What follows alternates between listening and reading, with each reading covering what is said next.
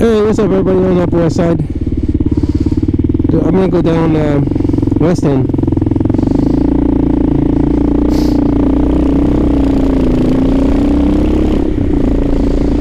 To go Johnny Air Cargo.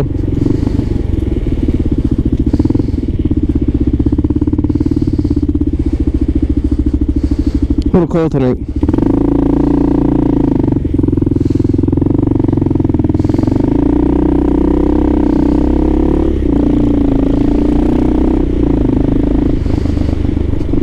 Seems like the best way to go down is straight down Westend. Oh, the dog don't like that.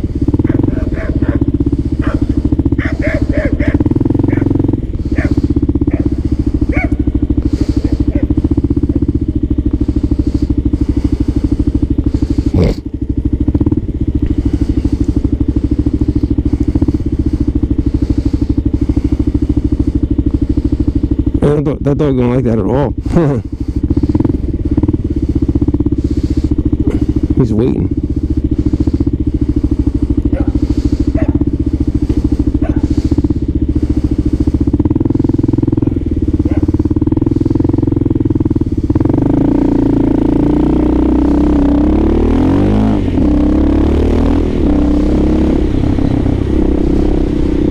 Whoa, the guy on the bike scared the shit out of him.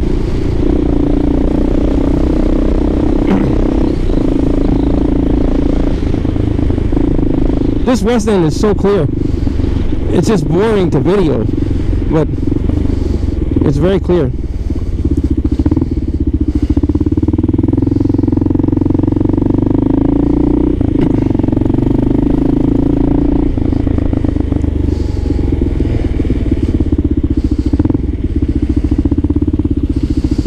Hopefully my lens is not fogged. Let me wipe it off.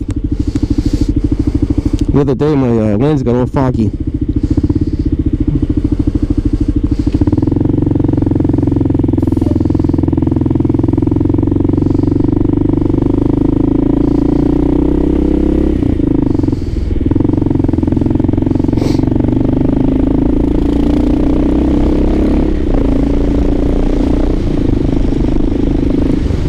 This will probably get trafficy by the Lincoln Tunnel. I guarantee you that. When you get further down here.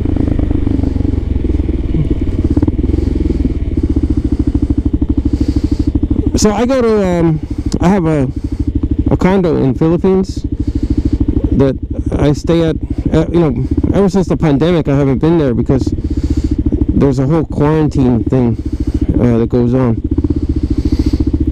But I think I'm going to be going soon because I got to get over there. We have an office over there too, where we ship the boxes to.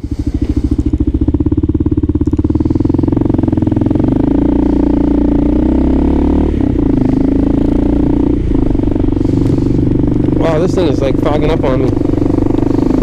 I have to leave my shield open a little bit. I hate doing that, but because it's so cold out. But the thing is just not, it's not doing it.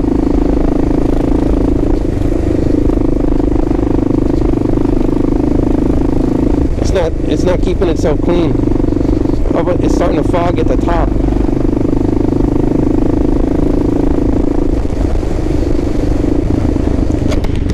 And then when you leave it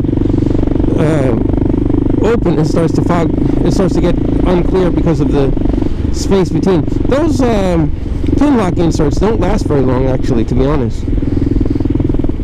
Because when you're driving in the summertime, or you know, in the warmer weather, and you leave it open, it gets scratched like just from air. It seems. I don't know, but it's not very durable, to be honest.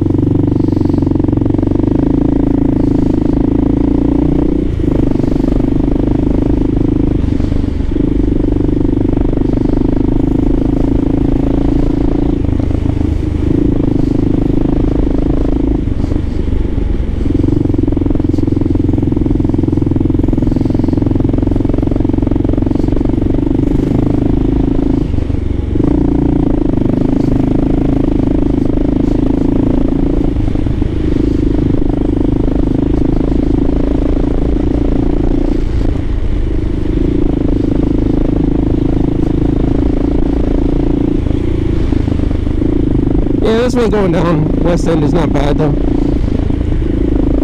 So anyway, I have a Yamaha XT 225 there, but it's old and it's due for a change. Due for a change. I was thinking of the CRF 300L. It looks like a decent bike. They have it for sale there, and it's not taxed insanely. You know, you can't get an XR650 in Manila. They don't have it. It's not a bike that's marketed in Asia for various reasons. Even the KLR is import only with 300% tax. So you're not going to get a KLR either.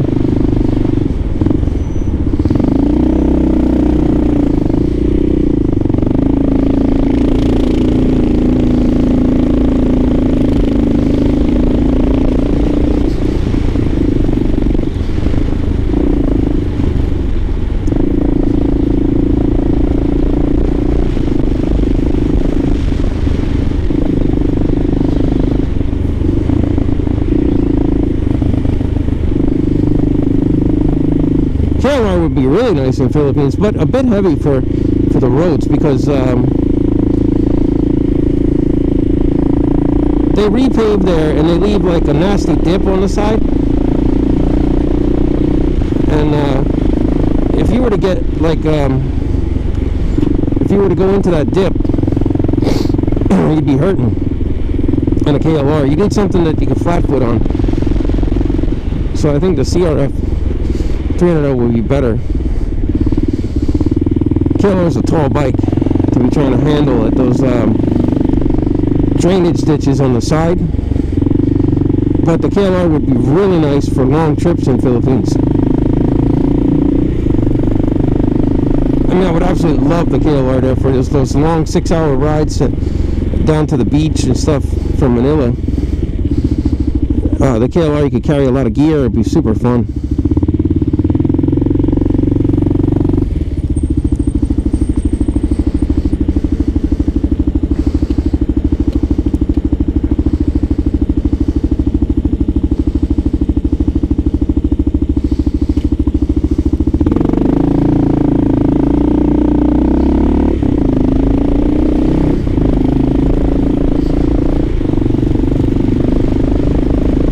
Especially with the amount of gear you could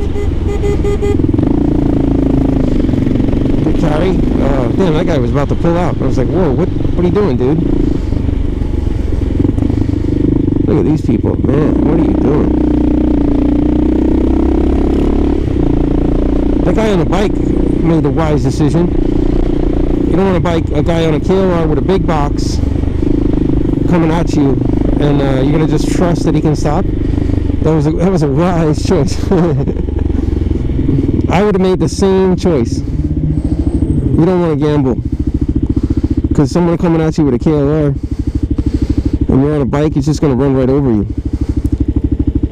I'm probably going to wipe out too, though. I mean, trying to ride over a grown man and a bicycle is going to be a slippery slope. To try to remain upright after that, and especially since you're going to do the right thing and try to avoid the person. I mean, if their handlebar gets caught on something on the bike or whatever, it's going to get messy.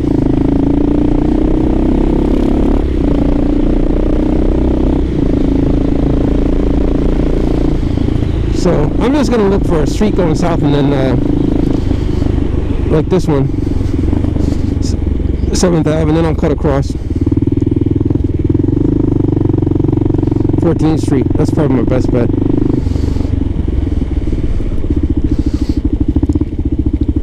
That's the only problem taking Westend. It doesn't give you a turn off on 14th Street because it doesn't go down that far. It ends at 23rd and then pops you on the West Side Highway.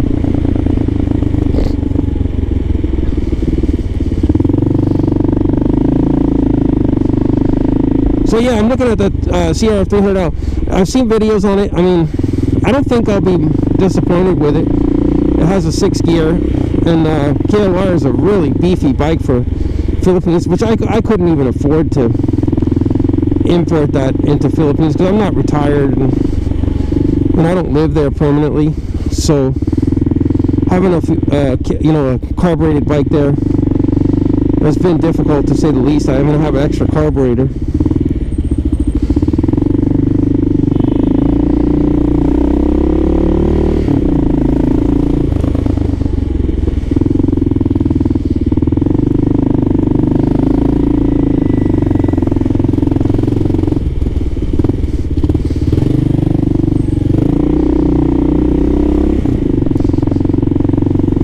Like for my Yamaha XT, I do have an extra carburetor, but it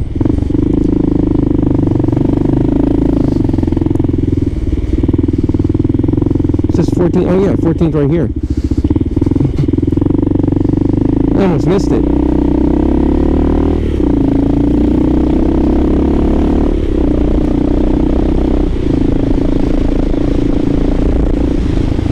I happened upon it so quickly that I almost missed it.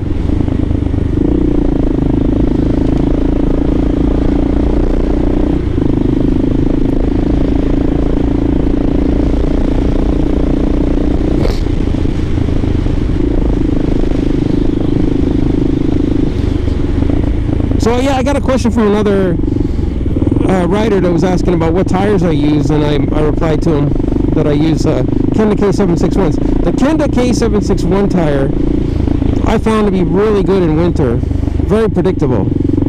But the front tire, actually, I thought it was the way I mounted it, because I mount my own tires. I just can't be dicking around with shops, and and I don't really have a problem mounting the tires because I have a Tusk tire mounting machine. But the thing is, the Kenda K761 tires on the front wheel tend to cup on me.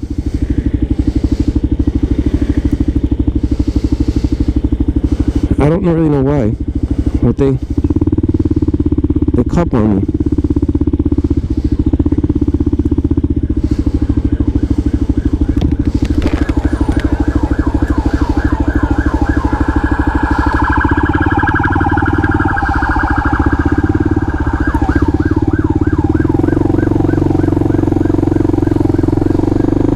Yeah, Kenda K761s definitely cup on you. They're not the greatest tires for lasting a really long time, but they are very good for winter. But I found like a Metzeler Karoo 3. I just happened upon it. I got a good deal on one, and I just ordered it, and not for the back, just for the front, and popped it on, and I'm really impressed with the tire, with its speed. I saw the speed rating on it was pretty high, like it can go up to 120 miles an hour, which I'm never going to do, but the fact that it was speed rated to that, being a knobby tire, was quite impressive.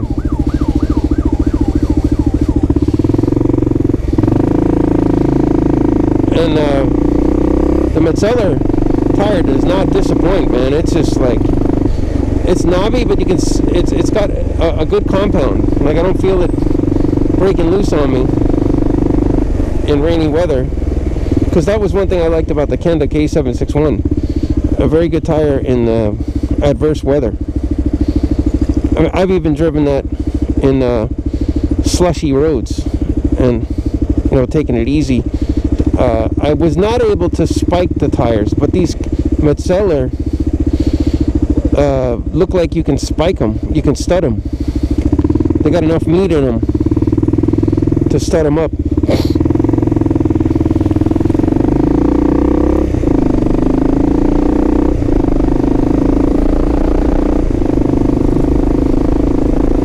I could highly recommend these Metzeler. They're good tires.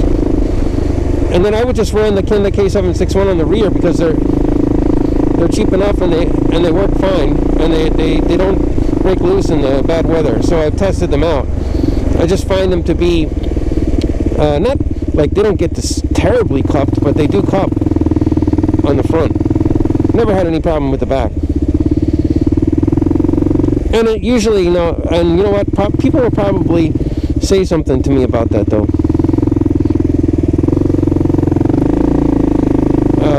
Doing different tire manufacturer.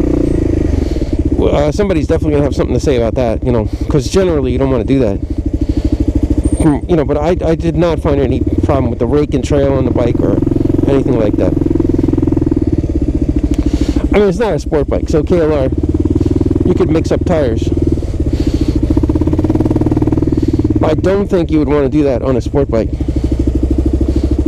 I have never tried it. I mean, I've used sport bikes before in California, but I would not do that, because that will affect your, if the tire is not exactly identical. Here's the size of the box I'm carrying. When you're making that turn, when you're hitting the twisties, you might experience something weird. It might not feel right. But on a KLR, I mean, this is, you see I got these Kenda K761, pretty aggressive tire. And then on the front, I do really like these Metzeler. They're more money though, but it's a nice knobby for rough roads in New York. A good tire, nice profile. All right, everybody, see you in the next one.